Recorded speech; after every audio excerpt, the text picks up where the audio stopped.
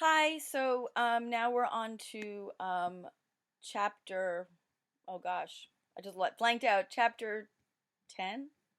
Yes, the shell and the glasses.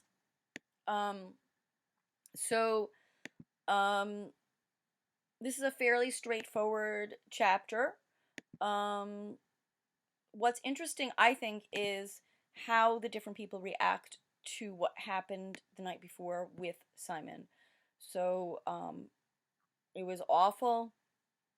They basically murdered Simon. But Ralph, even in his weird mode, Ralph is kind of slowly losing his mind. He starts to kind of lose track of um, what he's about to say. He can't. He starts to say that they have to have the fire, and then he can't remember why they have to have the fire. Um, it's because he's in shock. Most probably, it's because he's in shock. Um, but that sometimes happens when you're in shock. You can't quite think clearly. Um, and Ralph, though, despite all that, is the one who basically says we killed him.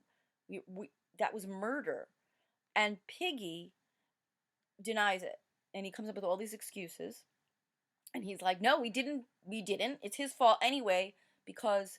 He was a creep and he came out and we were all upset and we were scared because of the rain and we didn't it's his fault. Um and we could have a really great class discussion on this, but unfortunately we really can't unless you guys wanted to. But um what I mean, I personally I think Ralph is correct. I mean, that's my opinion. I think Ralph is correct. They murdered him. I think Piggy's just coming up with excuses because it's such a horrible thing that they did. So Piggy wants to blame Simon for it as opposed to blaming themselves. And then they also, at the same time that they acknowledge it happened, they want to pretend that they didn't have anything to do with it, and they just don't want to. They want to pretend that they weren't really there. And when Sam and Eric come back for searching for wood because they want to make a fire, they both pretend, oh yeah, we came back early. What what dancing? But then they kind of give it away to each other. They let it slip. Um, so it's then they also want to believe that maybe they were mistaken, but no, he died. When you go then you go to the next scene and we're at Jack's weird place where he's kind of has this kind of he's like the chief. And they bow to him and they have a kind of a guard and they even torture this poor kid. They don't even say why and no one knows why. They just do. Um anyway,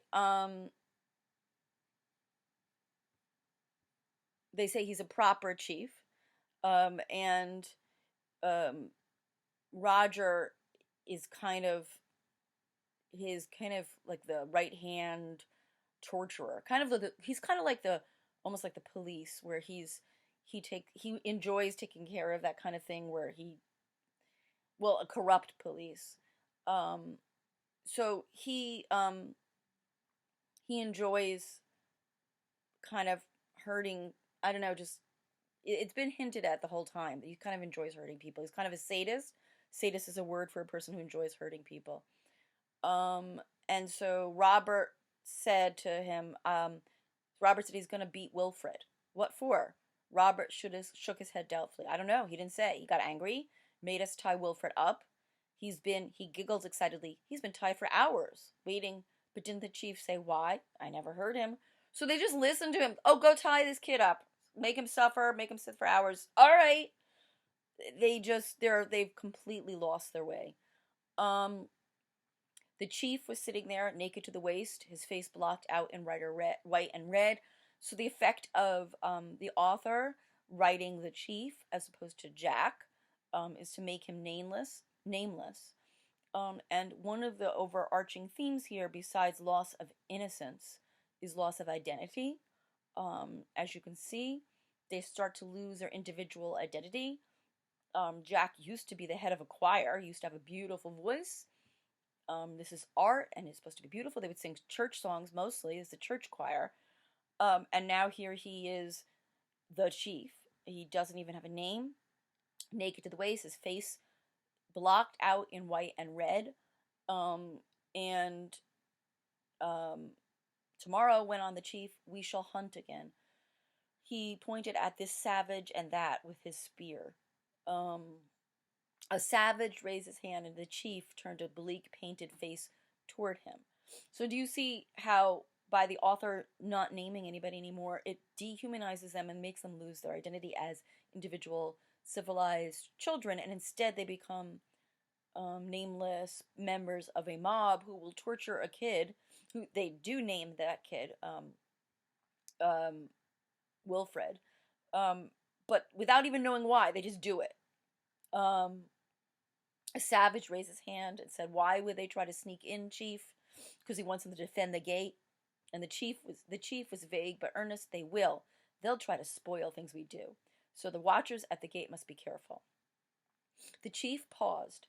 They saw a triangle of startling pink dart out, pass along his lips, and vanish again. What is that pink? Well, that's his tongue licking his lips like that. To be gross, little. But if you know, he's painted in white and red, and so the pink almost makes him look human, and it just, it goes away and comes back, comes out and goes back again. And then he says, and then the beast might try to come in. You remember how he crawled. The semicircle shuddered and muttered in agreement. He came disguised. So they're taking it as Simon was actually the beast disguised as Simon. But they didn't kill him because the beast is eternal. I don't even know what they're thinking. It doesn't make any sense. But they don't make any sense anymore. Stanley lifted his forearm off the rock and held up an interrogative finger. That's a question. Well, but didn't we, you know he's going to ask, didn't we kill him? He squirmed and looked down. No. How could we kill it? He says. Because they're saying you can't kill him because he's the beast. So it can't be Simon that we killed because it was the beast, and the beast is not Simon, and Simon's not the beast. It's crazy. So you have Ralph saying we killed Simon was murder. Sam and Eric just don't want to think about it. And Piggy's like, well, you can understand why we did it. It was crazy for him to come out like when we were dancing. We were scared. He shouldn't have done that. He's a little bonkers anyway. He's a little crazy. But then Jack and his crew are just basically denying it even happened. They're saying we didn't kill him because he wasn't him. He was the beast, but you can't kill a beast. So I don't even know what they're thinking. And then they realize that they can't make a fire after they hunt. So they go and they steal. They go and there's only Piggy, Ralph, and the twins. They go there, and Piggy runs when they see them coming, and what does he hold on to? Ralph, what am I saying? Ralph, the conch, because that's the power, but they don't care about the conch. They take what? They take Piggy's glasses.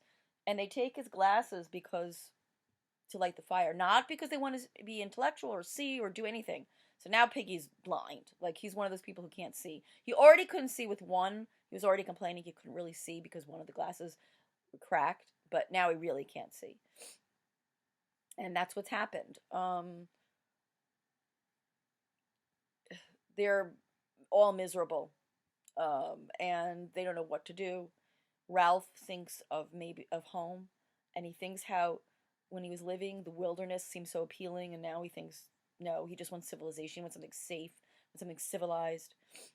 Kind of, you know how, like, we all feel, or maybe you don't anymore, but I do, like, school would be so nice now to go to, just to get out and do something and be with people and have the order and the structure. So there's a lot of things that you don't even think about, you don't appreciate until you lose them, and that's another thing that's happened. So I want you to think about how they're losing innocence. It's kind of obvious, and how they're losing their identities. Before we go, and we're going to go on to the next chapter. We're already on to chapter 11, Castle Rock.